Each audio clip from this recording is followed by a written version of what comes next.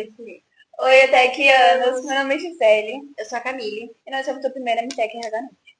Hoje a gente está começando nosso segundo episódio do nosso podcast e a gente está aqui com o professor Osmar, que vai falar um pouco com nós sobre recrutamento e seleção. Tudo bem, meninas? Tudo bem.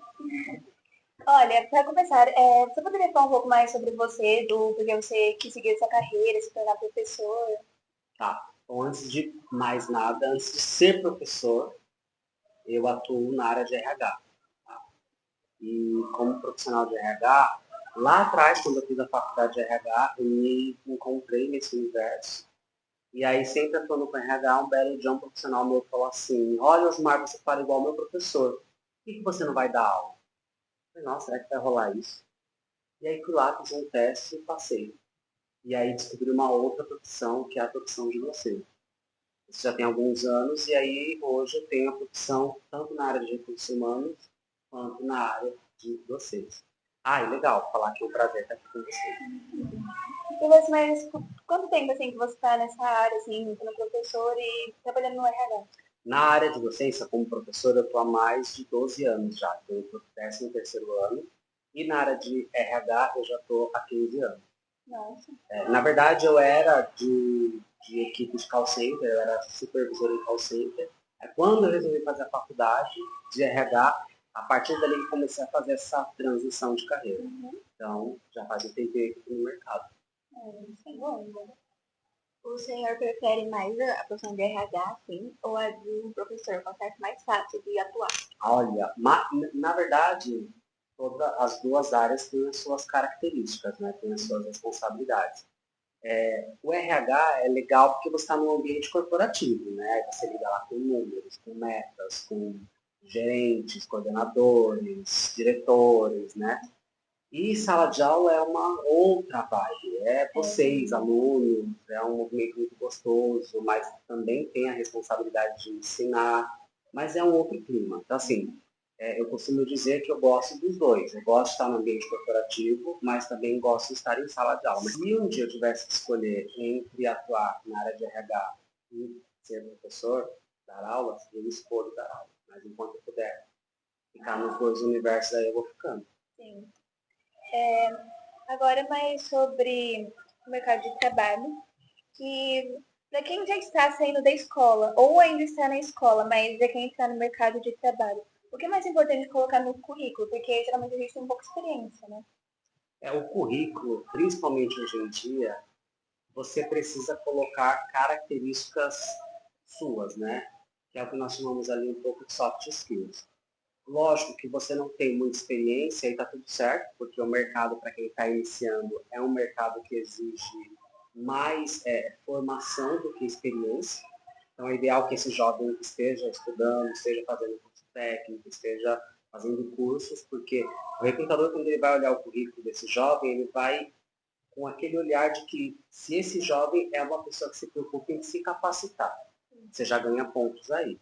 E lá na hora que você fala de você, né, que você coloca o seu endereço, fala um pouco sobre você, é importante destacar algumas soft skills. Então, falar que você sabe trabalhar muito bem em equipe, que você é uma pessoa comunicativa, que você é uma pessoa resiliente. É válido destacar aí algumas soft skills. Mas não se preocupar com experiência, porque de fato você não tem experiência. E esse mercado, ele realmente está buscando o jovem que está iniciando. Então, o grande diferencial de um currículo para jovem que está iniciando é formação, cursos e etc. Nessa linha. E assim, ó, passei a primeira fase, o recrutador gostou do meu currículo e tal. O que você mais acha importante assim, no currículo e não no currículo, na entrevista, o que você mais acha Tá. importante na entrevista?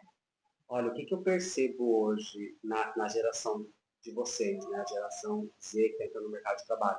A galera está muito insegura, a galera está muito nervosa. E aí, lá na entrevista, você coloca isso a perder. Tá? Porque às vezes você tem um conhecimento legal, você está se desenvolvendo, você está aprendendo, você está com uma bagagem de conhecimento, só que lá na hora da entrevista você buga. Por quê? Porque você ficou nervosa, você ficou nervoso, porque você não conseguiu desenrolar. Então, assim, insegurança é um fator realmente importante de ser trabalhado, tá? Que aí a gente traz a autoconfiança. Então, Eu sempre falo para aluno meu, ai, professora, eu vou fazer uma entrevista, qual é a dica que você me dá? Acredito em você.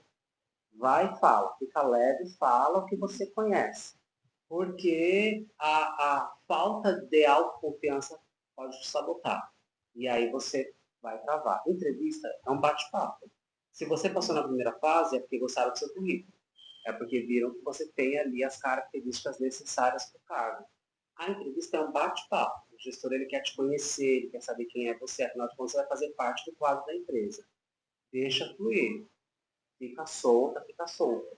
E aí você tem que acreditar muito em você, ter um empoderamento. Uma dica, ensaio. Pega lá o teu espelho e finge que você está sendo entrevistado, porque aí você tende a ir Pra mais pegar leve na mais entrevista. confiança. E eu queria fazer uma pergunta, né? Porque geralmente quando tá tendo entrevista, eles perguntam quais são os nossos defeitos, né? Aí fica uma dúvida, tipo, o que falar, sabe, nessa hora. Tem Uhum. até alguma dica sobre? Olha, toda vez que um recrutador ele pergunta, todos nós temos, né, defeitos e Sim, qualidades. Quando nós pensamos em RH, o RH ele não está olhando os seus defeitos, ele está olhando os seus pontos a desenvolver. sim. Só que a linguagem é essa. Qual o seu maior defeito? Qual a sua maior qualidade? Fala qual que é o seu defeito. Não, o problema não é você ter um defeito. A grande questão é, você reconhece isso como um ponto a desenvolver?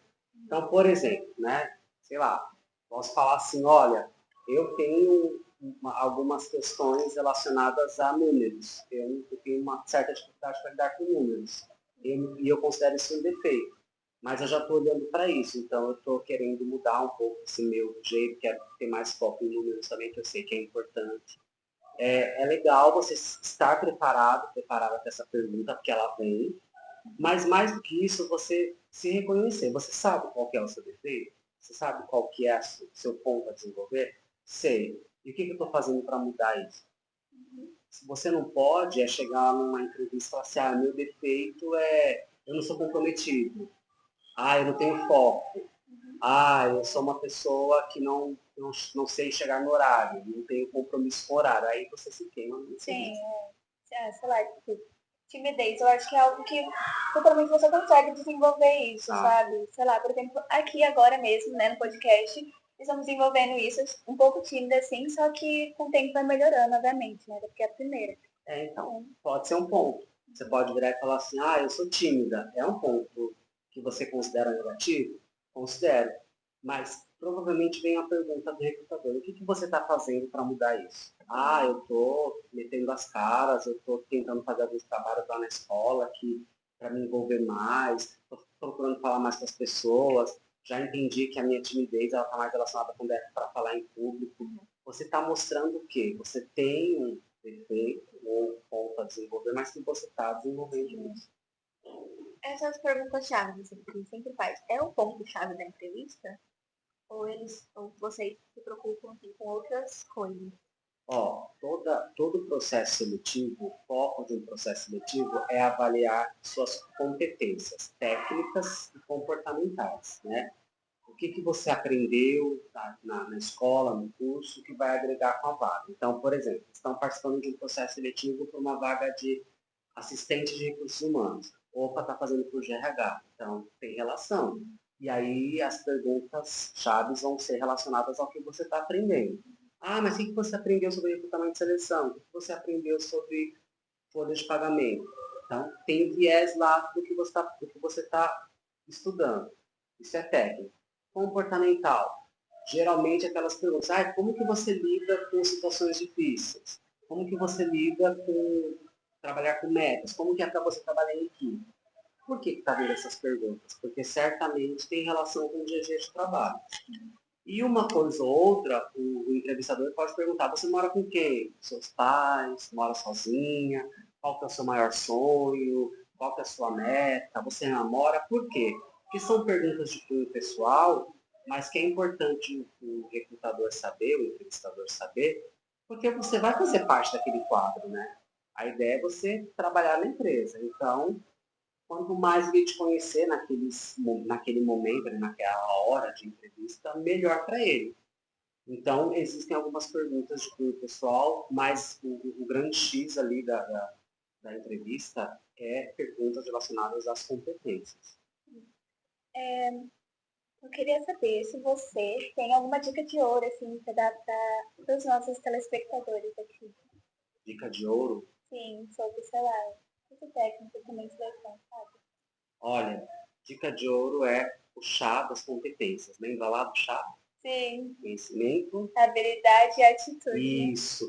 Gente, se você tiver isso muito bem gravado na sua mente, sempre vai lembrar quais são os conhecimentos que eu preciso ter, porque você precisa ter conhecimentos e aí você está estudando, está fazendo uma graduação, uma pós, sei lá, um mestrado, um curso aberto, qualquer que tipo de formação que você está fazendo que vai te ajudar na sua profissão. Aí a gente está falando de conhecimento. A habilidade é prática.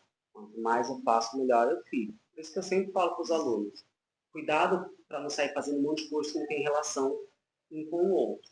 Tenta focar numa linha, né? E aí você vai se qualificando para aquela área e vai colocando em prática. Curiosamente, isso requer tempo. Então, com o passar do tempo, você vai tendo habilidade e, naturalmente, você vai ficando mais experiente e aí tua mão de obra vai valorizando no mercado. E a atitude é querer fazer, né? Ir para cima, meter as caras, vai sim estudar de final de semana, vai sim pagar caro numa faculdade, numa pós, vai ter que trabalhar, pedir para os pais, para o padrinho, para alguém ajudar, ou você vai lá, faz seus freela para, né, para conseguir pagar. Mas tem que ir para cima, tem que meter as caras, porque senão as coisas não vão acontecer. Ainda mais, né, quando nós não somos ali herdeiros, né? Tem que correr atrás, meter as caras, gente. É atitude, tem atitude.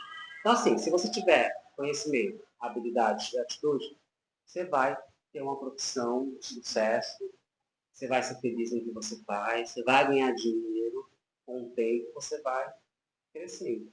Isso é fato. E assim, de currículo, assim, esses modelos de currículo que já vem pronto na mente. Tem algum que o senhor olha e fala, tipo, isso aqui não vou nem olhar e não dá. O currículo, ele é um documento, né? Então ele tem que ser o mais formal possível. Eu, particularmente, não gosto daqueles currículos com muita informação de cor, né? Claro que tem recrutadores que gostam, mas depende muito da área, depende muito de cada um. Mas eu, particularmente, eu vejo o currículo como um documento, porque é isso, é um documento ali que tem as suas informações. Quando nós falamos de perfil, do recrutador querer conhecer mais sobre você, nós já estamos indo para uma outra realidade que é o LinkedIn, que é uma rede social profissional. Ali eu tenho muito mais informações desse candidato. Então eu tenho o documento que é básico, vi ali as suas competências básicas, vi ali onde você mora, o que você estudou. Quero me aprofundar no seu perfil? Aí eu vou visitar a tua rede social profissional. Tá? Então, isso eu vejo o movimento de muitas empresas, já nessa linha de raciocínio. Muitas empresas só contratam pelo LinkedIn. E as empresas que contratam por rede social pelo LinkedIn, elas estão olhando para o currículo como um documento. Pode ser até aquele básico mesmo, desde que tenha as informações organizadas. E assim, sobre curso, nem precisa ser cursos caros. Tem muitos cursos, principalmente para nós adolescentes, que é de graça, tipo a Fundação Bradesco, Instituto Cacau Show, a Eurofarma e essas coisas. E eles importam, né, no currículo. Sim, olha, assim, vou falar para vocês aqui. A cada 10 alunos que eu tenho, 9 estão preocupados com diploma, certificado. Eu vou falar para vocês que dificilmente na vida de vocês, na vida de um jovem, na hora que você for fazer a entrevista, você vai levar o seu certificado. Você fez lá 5 cursos na Fundação Bradesco, na Senai. Você não vai levar o certificado para a entrevista. Você vai levar o seu conhecimento, né? Então, sim, é extremamente importante eles estarem lá no currículo, mas mais do que isso, é na hora da entrevista que você coloca o conhecimento que você adquiriu lá no curso. Que aí o recrutador pergunta, olha, você fez o curso na instituição tal, tal, me conta um pouco, o que você aprendeu? Se você foi aquele aluno, aquela aluna, só frequentou para ter o certificado, você vai bombar na entrevista. Agora, se você é aquele aluno que se dedicou, que se desenvolveu, que aprendeu, você vai contar o que você aprendeu. Aí você tem um diferencial. Então, tem que colocar no currículo sim. Mas só cuidado para não colocar no currículo ela não saber falar do curso que você fez. É igual aquele negócio que tem aqui, tipo, no currículo tá em inglês, fluente, é tipo Hello Kitty. Exatamente, Nossa, exatamente. eu. É o cuidado. É assim, gente. Às vezes, por exemplo, em inglês, pode acontecer de você vai lá e paga um curso de inglês, faz um ano de inglês. Poxa vida, eu não peguei o inglês. Pode acontecer de você não ter aprendido. Sim. É uma pena. Mas você vai colocar no currículo? Ah, mas eu fiz. Tá, mas lá na hora da entrevista, o cara vai querer fazer um teste de inglês com você. Então é melhor você não colocar. Você pode colocar lá no inglês básico. Porque você fez, você sabe alguma coisa. E lá no currículo está escrito que é base. Aí sim, se o cara coloca você lá no teste de inglês, mas aí tá básico. Básico é básico.